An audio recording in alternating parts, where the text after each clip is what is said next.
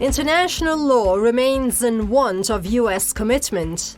But with a new US president waiting in the wings to take over from outgoing President Trump, the country may return to respecting deals it's made. With regard to Iran, that may be a half-hearted, partial return to the JCPOA and commitments thereof. But globally, hopes remain high. The Joint Comprehensive Plan of Action, JCPOA or Iran nuclear deal, is not all that's turned sour between the US and Iran. So getting it back on track may not mean fruitful talks or any talks between the two countries. But it is a start. A good starting point would be to count the number of commitments the US disregarded by pulling out of the deal, so that we can then count back and see what commitments President-elect Joe Biden will have to recommit to. I'm Leila Faramarzi and you're watching Iran Today.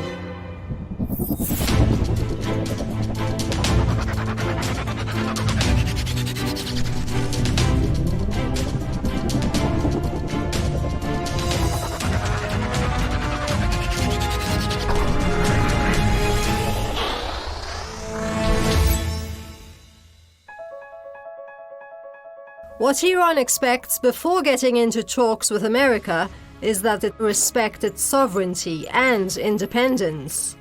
Independence of the US may be relative, but on a national level, Iran refuses to turn coat and color like so many regional states, just to align itself with the American compass. Its slogan in the field of revolutionary foreign policy remains dignity, wisdom, and expediency. Mr. Amouyi is on the Parliamentary Security Committee. I asked, with all the distrust instilled in Iran, is it not the US that holds the key to opening up relations? Should Biden's USA re-enter the JCPOA without any bargaining, would you say that this would solve any problems between Iran and America? یک بار هم این تجربه رو داشتیم که We once had the experience of reaching a common path with them on the nuclear issue, but they did not do well in following through this path. All these experiences and all these histories show us that we cannot expect problems to be solved so soon.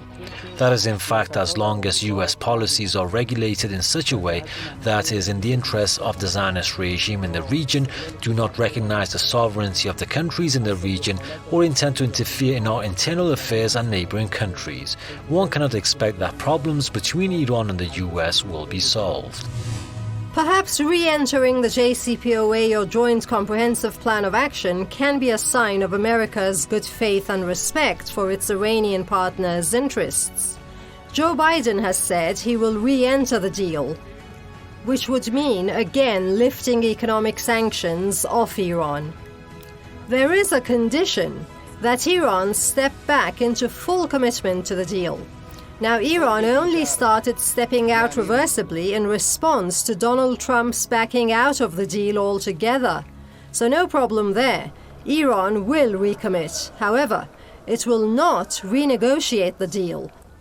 And it expects compensation for its economic losses following the US pullout from the deal. The nuclear deal is about the nuclear issues. It is not about other issues such as Iranian ballistic missiles or the role of Iran in the Middle East, like the issue of Palestine, Israel, or Iran's support for Hezbollah and Hamas. The nuclear deal was just about the nuclear deal, and in fact this logic, this philosophy helps to settle to an agreement. If we discuss a lot of issues in such negotiations, it is very clear that we won't come to any clear, any tangible conclusion. But when there is a framework, when there is clear issue, like the nuclear issue, it makes the negotiations possible to come to a conclusion. So Iran does not want to expand the negotiations on other issues because they will fail the negotiations. Also, There remains a shady spot even in the scenario of all going smoothly. Would a US return to the JCPOA be wholly good for Iran? اولا که ما آشنا هستیم با سابقه First, we are familiar with the history of Biden and his team. Unfortunately, they are the closest democratic politicians to the Zionist regime whose opposition to us is obvious. Biden himself and his advisors also had positions that we think are very negative. We should refer to Biden's article on CNN where he explains that he is the one who knows the smarter ways to put pressure on Iran. In fact, his principle of pressuring Iran is the same as that of Trump's team. What were the commitments that the Americans violated? آمریکایی‌ها به صورت کلی متعهد بودن که برنامه با محدودسازی برنامه The Americans have generally had the obligation to end sanctions against Iran in return for restricting our nuclear program and to allow Iran access to their market, especially on issues such as carpet trade. We also made purchases amongst items that Americans could provide resources for. For example, attempts were made at the time to buy American airplanes, but unfortunately, the Americans did not fulfill any of these obligations after leaving the JCPOA. As a test of how predictably rosy things might or might not get for Iran if the US returns to the deal, let's go just as far back as its former administration when President Obama himself inked the JCPOA with Iran. To what extent did US and Western commitment to the deal materialize at the time when Joe Biden was vice president? Mr. Hanizadeh is a political analyst who shared his views on Skype. In fact, the United States inflicted the most damage to this international agreement among the countries that signed the accord. The United States had serious obligations under the JCPOA, one of which was releasing Iran's frozen assets. But that did not happen. Of course, during the tenure of former US President Barack Obama, some of these assets were released. But this was a small amount. In fact, with the arrival of Donald Trump and his withdrawal from the JCPOA, a series of challenges arose, including the fact that Donald Trump imposed harsh sanctions against the Iranian nation, and these crippling sanctions caused damage to the structure of the Iranian economy. Iran wasted no time in inking agreements with major aircraft manufacturers such as Boeing and Airbus when the nuclear deal was signed under Barack Obama. But by the time Trump pulled out of the deal 2 years later in 2018, Boeing had not delivered any of its aircraft and Airbus delivered 3 out of 98 ordered. Iran's fleet is 60 years old and with sanctions in place it cannot even acquire spare parts. Result? Of the 5 major fatal plane crashes in 2018, 1 was in Iran. 66 people were killed in February when an Asaman Airlines plane crashed an hour outside Tehran. How much commitment to the nuclear deal did the US show, even in the time of President Obama? واقعیت اینه که نقض The fact is that the breach of US commitments began during the Obama administration. We saw several examples at the same time. The Iran Sanctions Act was ratified in the Obama era. One of the tools that Obama used to put pressure on the Iranian economy was a subsequent extension of sanctions, which in fact conditioned our economy. As a result, the investors that were active in Iran were constantly waiting for 3 or 4 months or 90 or 120 days or another 180 days to see whether the sanctions will be suspended or not. Well, those were the tools that were activated during Obama's time. We have not seen a good precedent of Democrats fulfilling their commitments. Contrary to popular belief, it was the Democrats themselves who took the non-commitment path before Donald Trump took office. I asked what fields Iran had suffered in most as a result of sanctions, which have led to a sharp currency devaluation and high inflation. The US imposed inhumane sanctions, especially on medical equipment, and refused to deliver a large amount of medicine it owed to Iran. Also, part of Iran's oil revenues that were frozen by the US and other countries, including South Korea, India, and Japan, together with its added value, must be returned to Iran. If the US wants to engage in new negotiations with Iran, it needs to compensate Tehran and pay the added value of the frozen assets. Skilled pilots have at times saved passengers in spite of rickety planes. More than 100 passengers and crew were saved in 2012 when the pilot Hushang Shahbazi landed a commercial airplane with a disabled wheel carriage. He did so using only landing gear under the wings. But you can't always beat the odds when sanctions are not the occasional odd occurrence. And that is why Biden is under scrutiny as to whether he will re-enter the nuclear deal as smoothly as he says he will. Because it is that nuclear deal that was supposed to lift UN economic nuclear-related sanctions off Iran, in return for this country limiting its peaceful nuclear program. Iran close to choked its program, but got close to nothing out of doing so. And come 2018, Donald Trump pulled out of the deal altogether and reimposed and reinforced UN sanctions as US sanctions. The nuclear deal, or JCPOA, was signed between Iran on one side and the P5+1 on the other.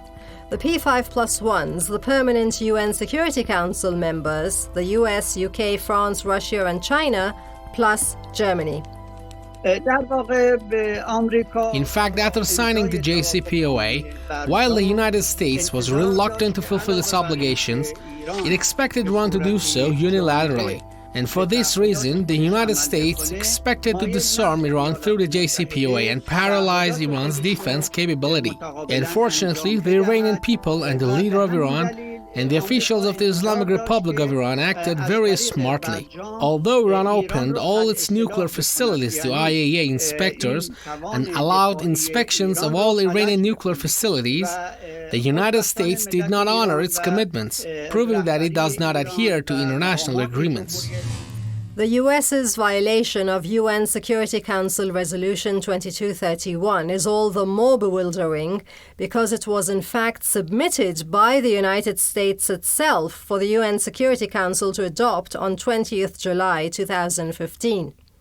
Besides, it is the first time in UN history that a permanent member of the Security Council punishes UN members for complying with a Security Council resolution. Has a choice. That's referring to the US threatening other JCPOA signatories with secondary sanctions should they deal with Iran. Former U.S. Deputy National Security Advisor Tony Blinken has made a speech at the Hudson Institute. In any case, Blinken is an influential figure in the Biden campaign who says that we, as Democrats, did not anticipate that maximum pressure campaign could be successful and that the United States could unilaterally rebuild the sanctions system against Iran. He explains now that the pressure campaign has shown results. He must use this achievement. They show that in enmity with Iran, there is not much difference between Trump and Biden, and they differ only in their methods. The US not just pulled out, but tried to reverse the deal. It all comes across as even more tragically funny when you recall the ultimate idea of the deal was to lift sanctions to boost Iran's foreign trade and economy. And you wonder why Iran mistrusts the US too much even to sit down to talks?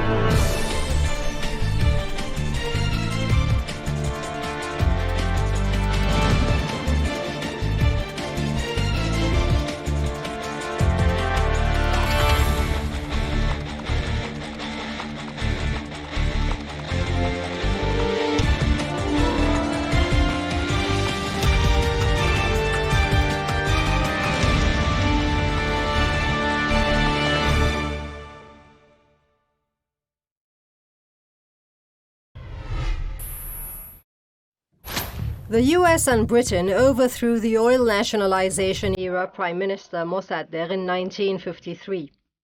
It's no secret Britain was not pleased with Iran's having nationalized its oil in 1951, and pursuant to that, it enlisted US assistance in orchestrating what's known as a coup to oust Mossadegh. The problems between Iran and the United States are historical and long-running. The United States has heavily interfered in Iran's internal affairs over the past 7 decades, including the 1953 coup against the then Iranian government, the attack on Tabriz during the Operation Eagle Claw, the coup attempt in Iran in the early days of the Islamic Revolution, and Saddam's imposed war on Iran.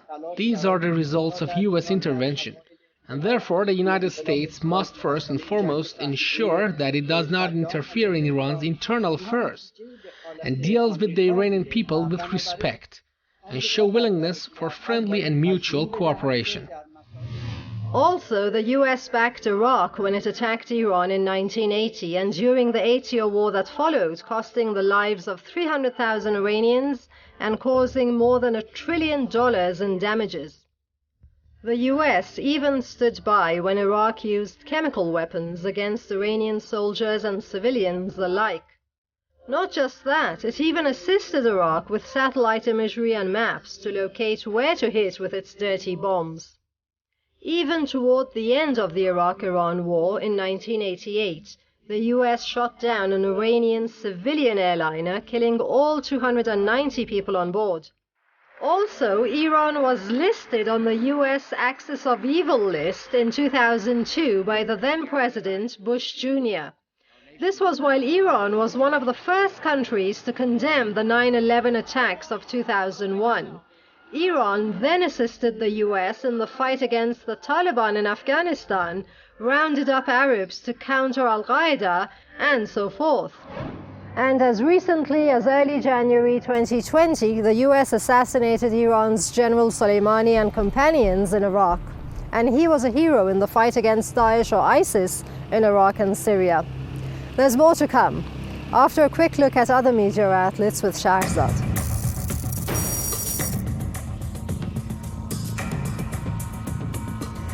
Hi, my name is Shahrzad and we'll be reviewing the latest update on Iran-US relations and challenges amid the post-Trump era.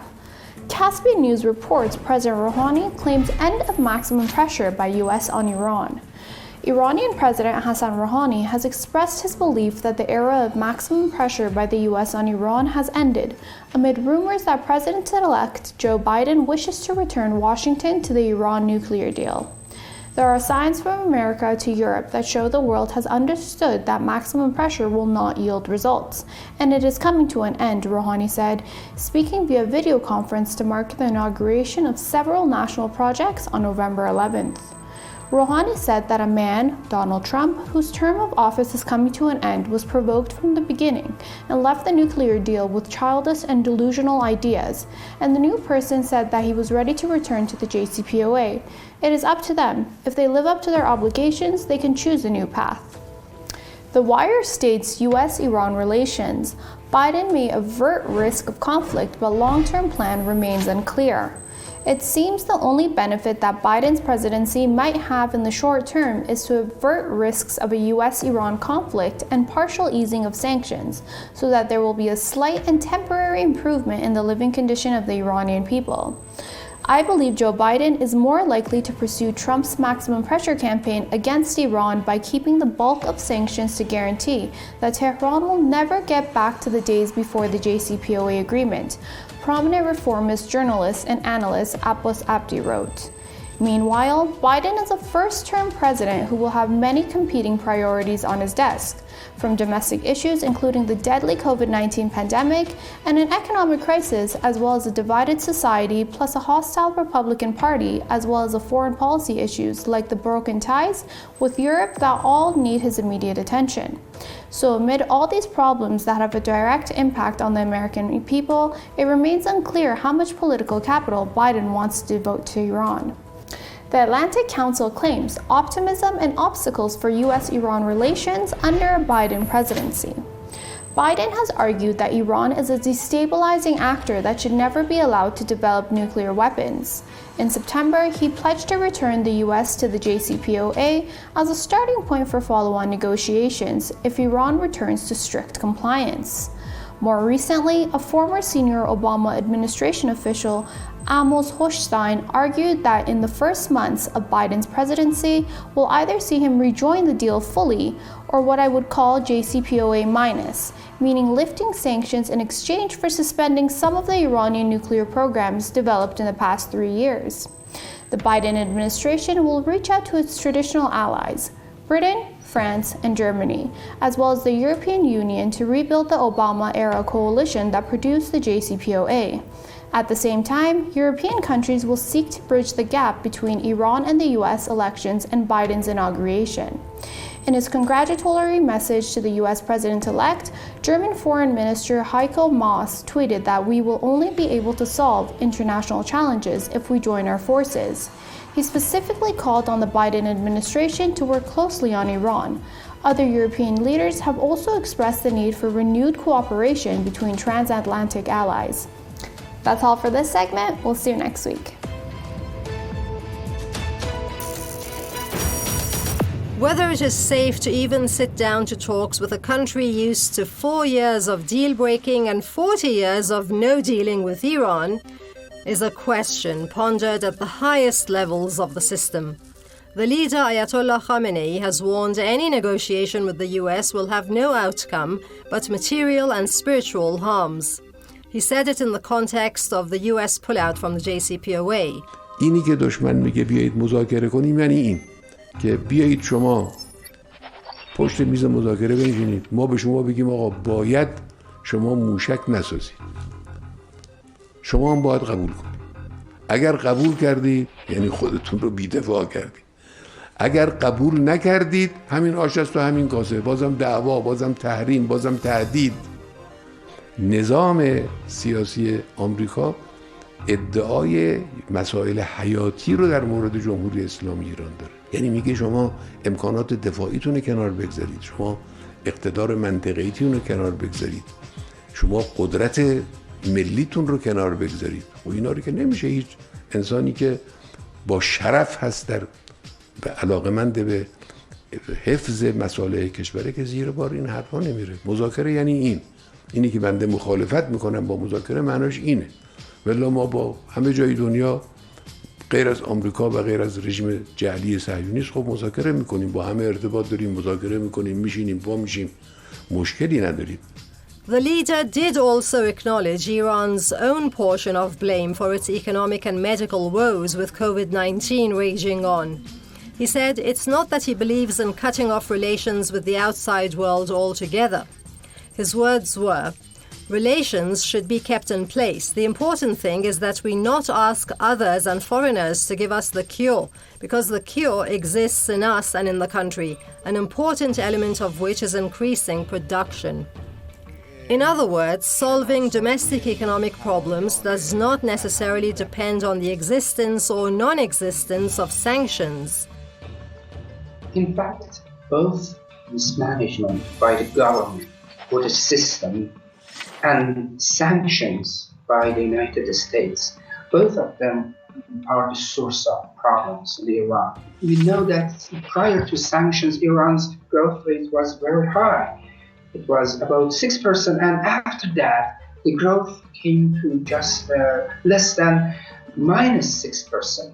So the impacts of sanctions cannot be ignored. We should accept that these sanctions have a lot of impacts. Iran is a large country with many capacities, including specialized, young and up-to-date manpower. Hence, many analysts, both for and against, attribute the economic backwardness to complex, old-fashioned government bureaucracy and the aging of the government structure.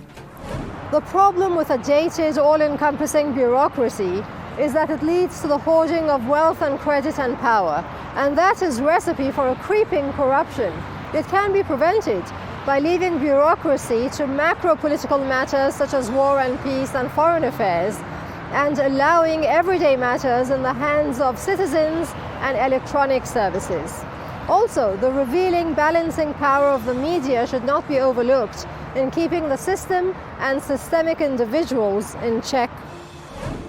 Whatever Iran's portion of the blame, the USA's blame for Iran's economic hardship is its own.